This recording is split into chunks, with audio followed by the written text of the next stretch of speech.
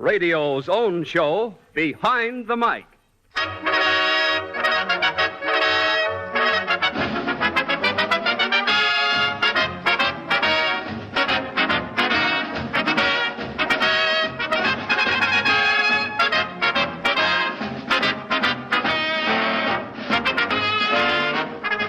Radio, with a switch of a dial, radio brings you tragedy, comedy, entertainment, information, education, a whole world at your command. But there are stories behind radio, stories behind your favorite program and favorite personalities and radio people you never hear of. Stories as amusing, dramatic, and as interesting as any make-believe stories you hear on the air. And that's what we give you, the human interest, the glamour, the tragedy, the comedy, and information that are Behind the Mic.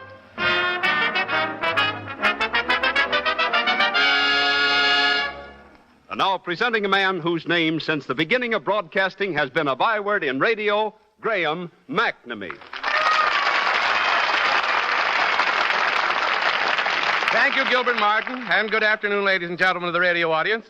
This afternoon, Behind the Mic shows you how today's program was put together. We bring you amusing letters that have been written to the network by radio fans. A salute to the old Royal Vagabond program starring mimic Ward Wilson, a well-known radio editor to answer questions from listeners, and finally a dramatization of a radio singer's attempt to stage a comeback. Ladies and gentlemen, this afternoon we're going to show you in a condensed version, a highly condensed version, I might add, how a radio program is put together. And since we take it that you are interested in this program, or else you wouldn't be listening, we're going to show you how this particular Behind the Mic program, the one you will hear this afternoon, was put together. Now, the ideas for Behind the Mic are generally originated by the writer of the program, Mort Lewis, and his brother Lester, who assists him. They usually discuss the ideas of the program at home. What'll we do for an opening spot, Mort? Well, how about doing that one we discussed the other day, Les, how the program's gotten up? It's a good technical spot. It can be entertaining, too. Yes, I think so. But you know what we need most, Les, is a good, socky human interest story for our last spot. Say, I ran into Norman Sickle yesterday, and he said... Sickle, who's that? You know, the radio production manager of the National Youth Administration. Yeah. He told me about a girl he knows who sings in Philadelphia.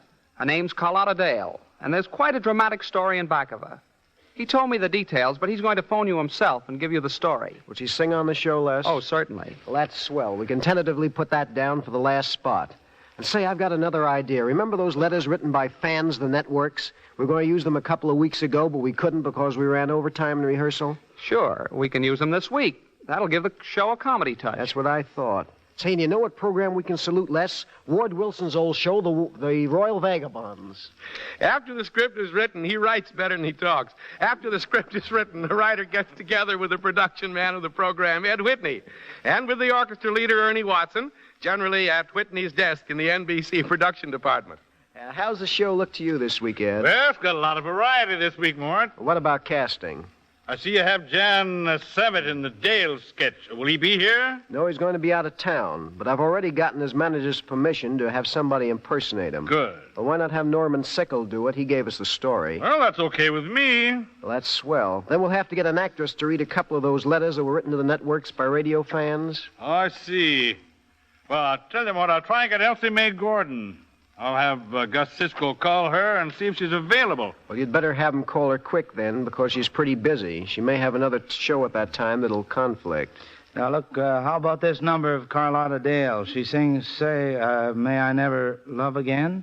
In what key is she going to do it? That's the one. Yeah, I called her in Philadelphia. She told me she sings it in the key of F and G. The first chorus in F and the second in G. Oh, all right. Then I'll make an arrangement of that and make it in both keys for the band. Say, Mort, on top page 18, you have a voice fading and Graham picking it up. I think we need a music bridge there. You're right. I think that would be better. Ernie, will you do a 10-second dramatic bridge right in that spot? Sure thing, Ed. When do you want to rehearse? Usual time, 2 o'clock Thursday. I'll get a studio. On Thursday, there's a script reading, primarily for timing. The script is almost always written long for the first reading, where the director and the writer get an idea of approximately how long the show will run. Mort, it looks to me as though we're going to be about 5 minutes over. Lad, you and I had better start cutting it. I know one spot where we can take 2 minutes out of the script.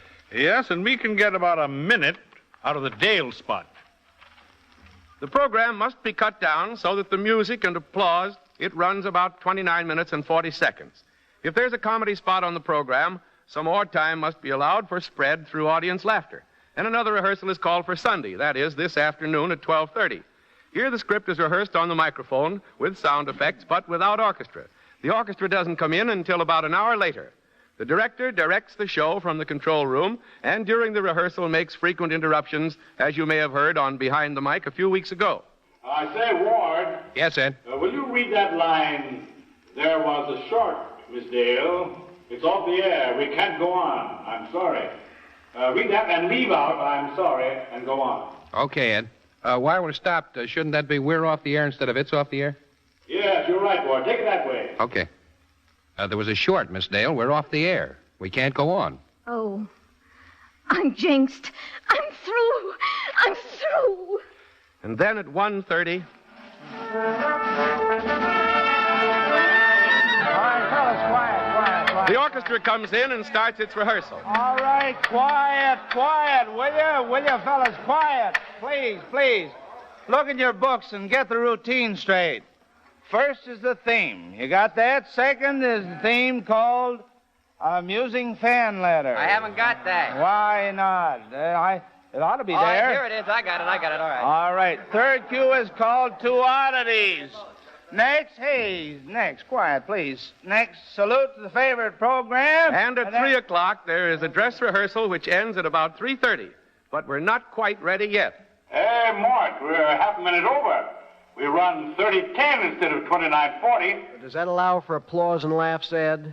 And for a little spread in case somebody reads their lines a little more slowly. Okay, I'll make the cuts. Fine. And, Wes? Yes? That sound effect of running footsteps was a little too loud. Take it a little further off mic next time. Sure. Do you want to try it now, Ed? Oh, no, it'll be all right. Okay. Well, looks like we're ready to go, Marge. And that, folks, is approximately how a radio program is put together. The program you'll hear this afternoon.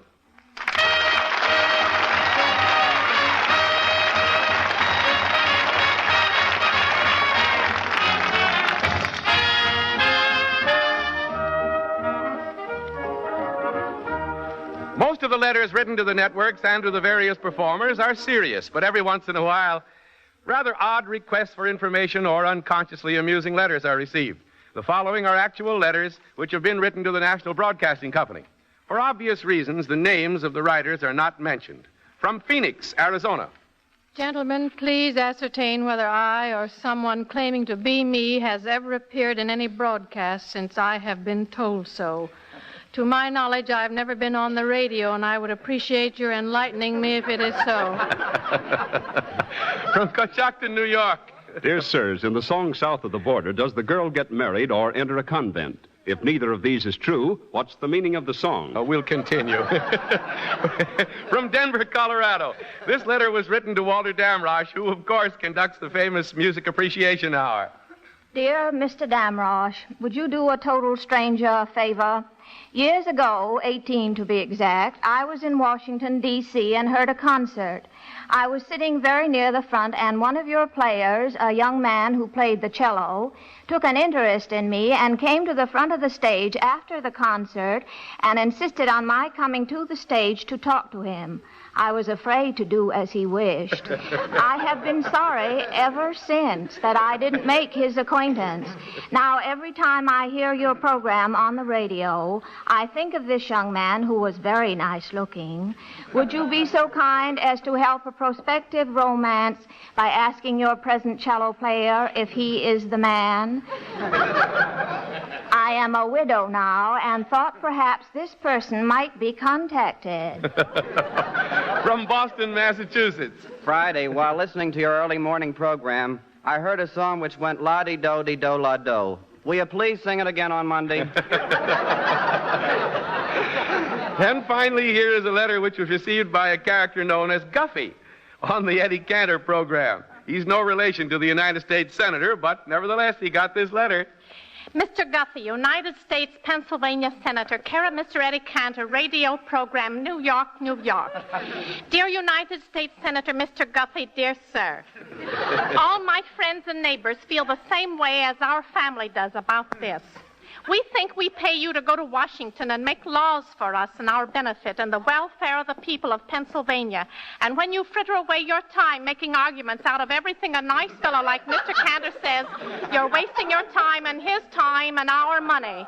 And furthermore, lots of the things you say about him are not true. You should know what's what about big people like him, and if you stayed in Washington, you wouldn't have to make a fool out of yourself on the radio chasing after him and hollering.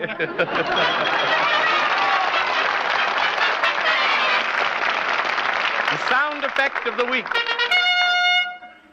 From time to time, Behind the Mic presents some unusual sound effect, which was used on a program of the past week and tells exactly how it was done. On the Star-Spangled Theater last week, an effect was used which in itself is very simple, but it is used on so many different programs we thought you'd like to know how it's done. I refer to the noise of thunder in the distance.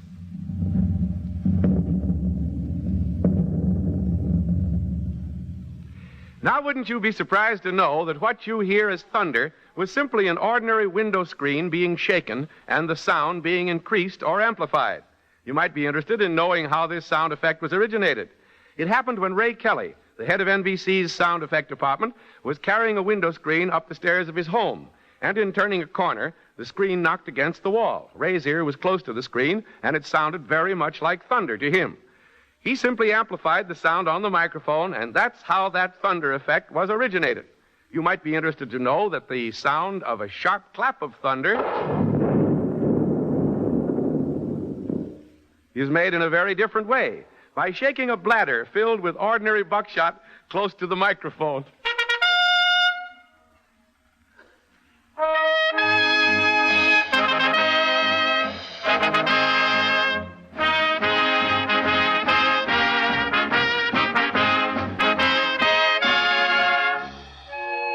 Behind the Mic salutes a program you loved. We in radio believe that radio has a tradition of which it can well be proud. A tradition of good programs that linger fondly in our memory. And so each week we bring you a star or a part of a program you used to hear, a program you loved. And this afternoon, Behind the Mic salutes the program of the Royal Vagabonds, which starred Ward Wilson and which decorated the air lanes from 1932 to 1933. It was on this program that Ward, appearing 3 times a week in a 15-minute show and doing an imitation of a different star on each program, established himself as radio's #1 mimic. We took some of Ward's typical imitations that he did and welded them into one short program. The music used, however, in this revival is not that of the original broadcast.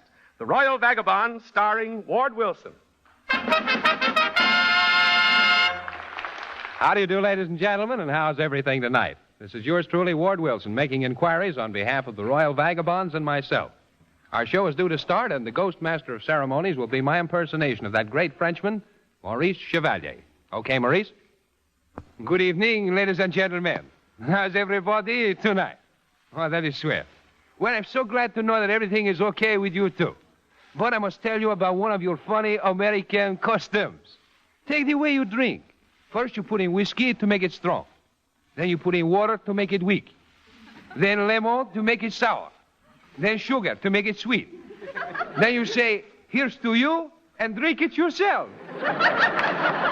So, boys, how'd you like to go to work for a change, eh? Swell. That's the spirit.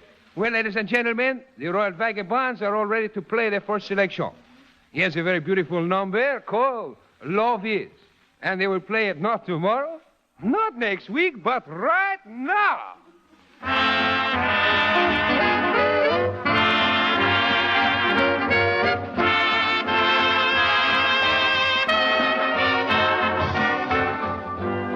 Well, sir, this one looks like Dr. Walter Damarage. Good morning, my dear children and friends of the Music Appreciation Hour.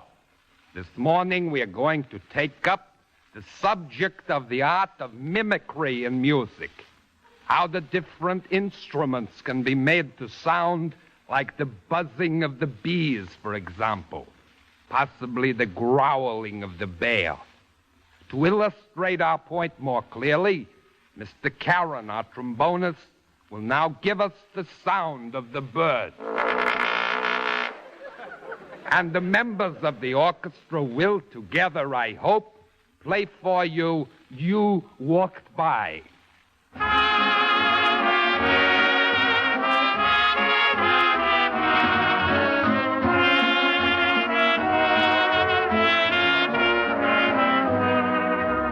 about a few words from the old maestro, Ben Burney. Greetings, and salutations to all yous guys and yous gals, yowza. This is the old maestro, Ben Burney, speaking at yous in his imperturbable baritone. So help me. We're about to perpetrate a bit of a radio program at yous, ladies and gentlemen.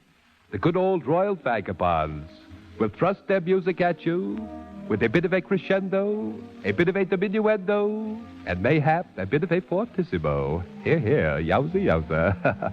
And now, lend thine ears to I Hear a Rhapsody. I Hear a Rhapsody.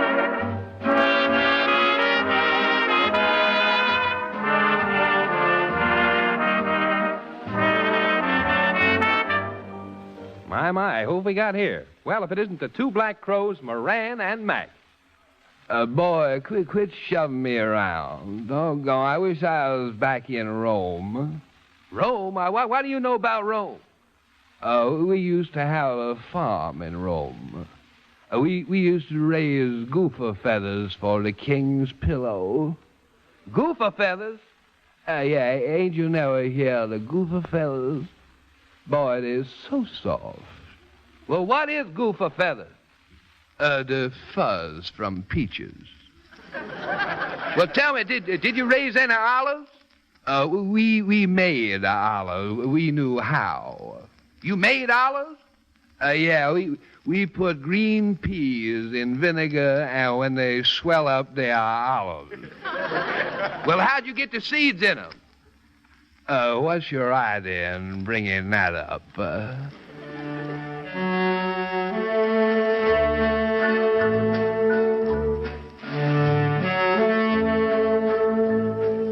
Well, look who just walked in, our old friend Seth Parker. Folks, the purpose of these Sunday evening sings and gatherings is to get better acquainted with the Lord, so's we'll feel right that He's one of us while we do our daily chores. Religion ought to be sort of comfortable and neighborly. Lots of folks put it on now and then, like a spare suit, and they don't seem to be to hum in it. But it don't make no difference what church a feller belongs to if he needs help, does it, Seth? No, Captain. I found you can sing about as loud in the Methodist church as in the Baptist. And I ain't noticed a whole lot of difference at church suppers twixt coffee in the cups of the Congregationalist and the Presbyterian. When you poured it out in the saucer, it cools about as quick one place as in t'other. Now, let's all sing number 12. I think that's right, fitting. You, give us a note, Ma? Thank you, Ma, and thank you, ladies and gentlemen. Thank you, Ward Wilson. Those were swell impersonations you did on your old program, and you still are the airwaves' first mimic and a mighty good actor and comic besides. Thanks a lot, Ward.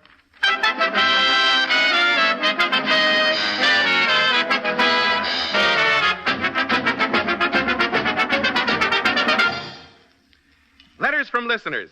Each week we invite the listeners behind the mic to write us questions about radio, and almost every week the questions we consider to be of most general interest we have answered on the air by the radio editor of some outstanding newspaper or magazine. This afternoon's question will be answered by David Gregory, radio editor of Stage Magazine.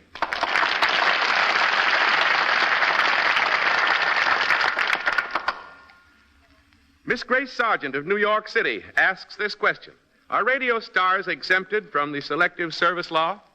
For Miss Sargent's information, Ezra Stone, star of the Aldrich Family, just filled out his questionnaire. And Buddy Rich, Tommy Dorse's drummer on Fame and Fortune, was called for service but released because he's the sole support of his family. And unless the Board of Appeals changes the Selective Service ruling, Ziggy Elman, famous hot trumpeter with Dorsey, will be in the Army by February the 6th. Mrs. A. Pam of Jacksonville, Florida, writes in to ask, you salute favorite old programs and stars. I wonder if you could tell me what has become of some of my favorite stars. Radio's first great singer, Vaughn DeLeaf. The Sweethearts of the Air, Peter DeRose and May Singy Breen. Ray Knight of the Old Cuckoo Hour, as well as Molasses and January. For Miss Pam's information, Vaughn DeLeaf has moved to the coast and has been heard on local NBC sustaining programs there. Peter DeRose and May Singy Breen are at present not on the radio, but Peter is still busy writing songs. Ray Knight of the Cuckoo Hour is busy writing a column for a chain grocery store magazine. Is also writing plays and review sketches. Molasses in January will soon be heard on a new radio program over a Southern network for a soft drink sponsor. Thank you, David Gregory, for answering those questions. Thank you.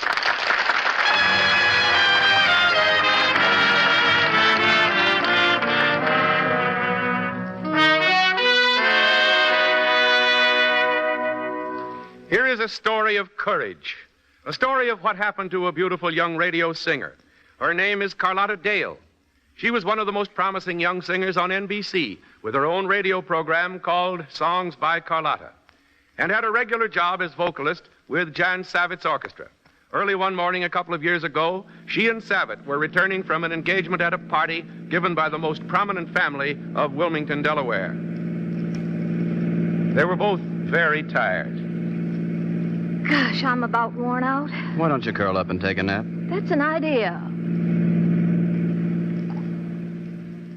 Carlotta woke up a little later to discover that her chintz gown had been caught in the door of the car. Half asleep, she opened the door of the car to release the dress. A fast-moving car, a windy night, an open door, and...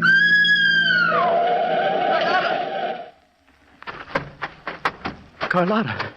Carlotta!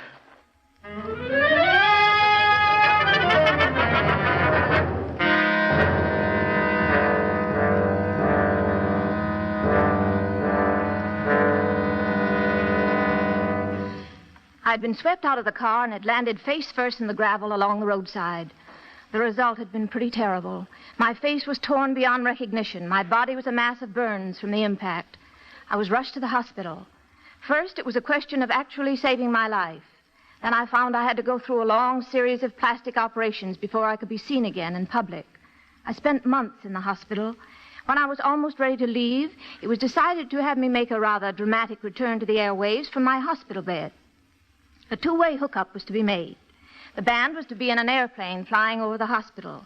They were to play in the plane high above the clouds, while I, still in the hospital, would sing with them.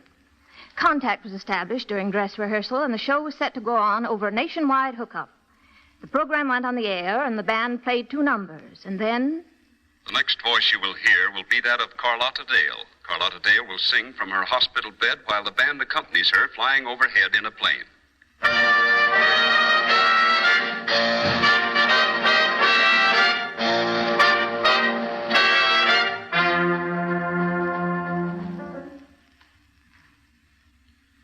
Ladies and gentlemen, we're sorry to say that there's been a technical difficulty which will make it impossible to bring you any more of this program. We are now returning you to the studio where Joseph Haunty will... Meanwhile, at the hospital, I was terribly shocked. What's the matter? What happened to the orchestra? It was a short, Miss Dale. We're off the air. We can't go on. Oh. I'm jinxed. I'm through. I'm through.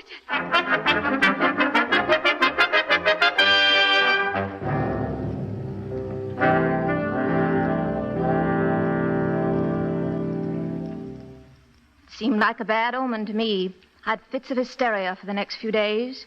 Finally, I realized it was just another bad break, and I snapped out of it.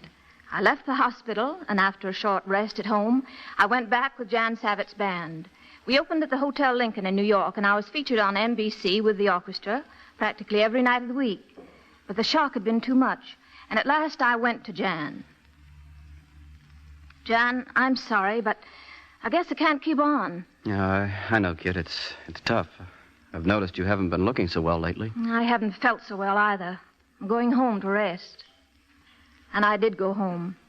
After resting, I went out with Will Bradley's band and had a series of successful engagements with them on the road and in New York. My recordings started to become rather popular, and then... I'm sorry, Miss Dale, but you need complete rest.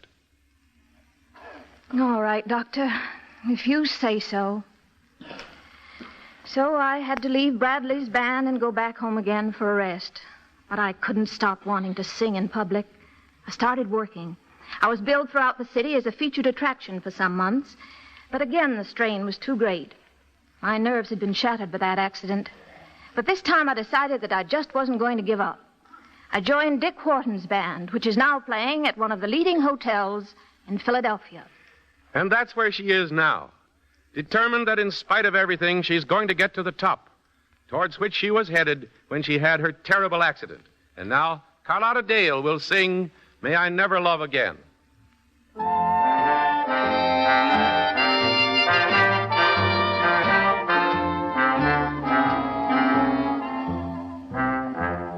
May I never see the sun go down.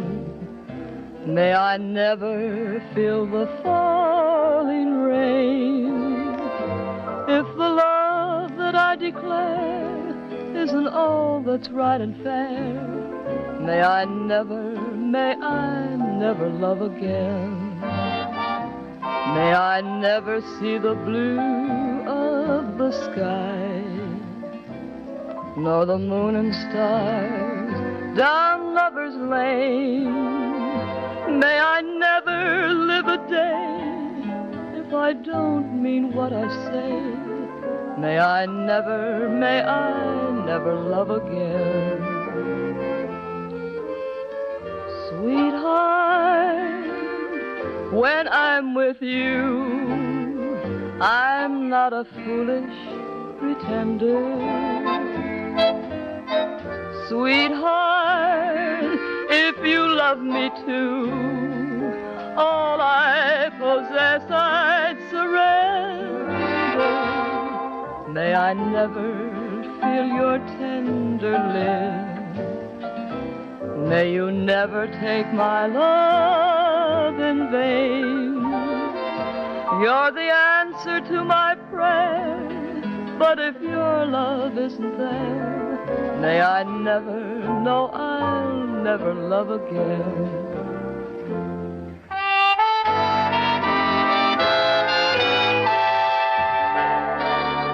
May I never see the sun go down.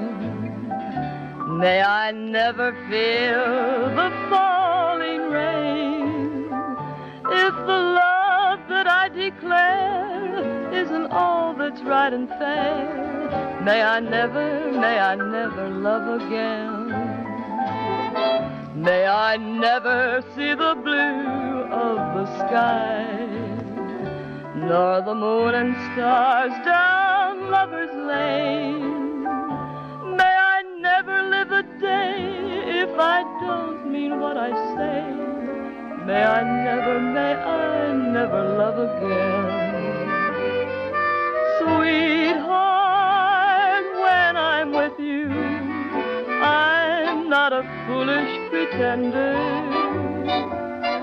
Sweetheart, if you love me too, all I possess I'd surrender. May I never feel your tender lips. May you never take my love in vain. You're the answer to my prayer, but if your love isn't there, may I never, no, I'll never love again.